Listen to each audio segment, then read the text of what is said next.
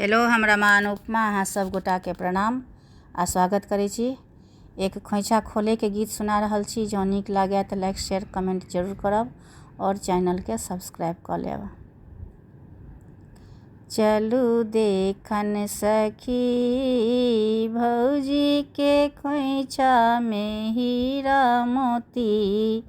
चलू देखन सखी भौजी के खोइछा में, भौजी के खोइछा में हीरा मोती। चलू देखन सखी जँ भौजी हेती एक बापक बेटी। जँ भौजी हेती एक बापक बेटी।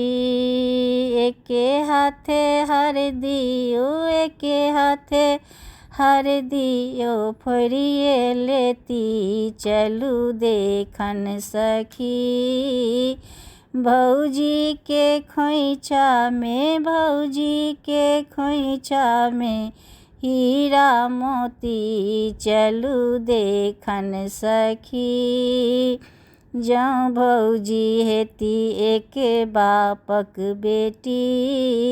जँ भौजी हेती एक बापक बेटी। एके हाथे कोठी ओ एके हाथे कोठी ओ फोड़िए देती।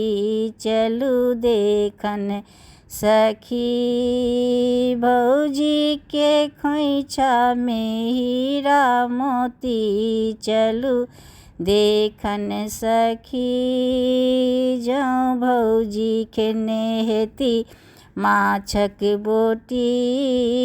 जँ भौजी खेने हेती माछक बोटी।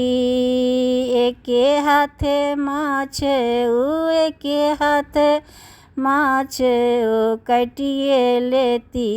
चलू देखन सखी भौजी के खोइछा में, भौजी के खोइछा में हीरा मोती। चलू देखन सखी।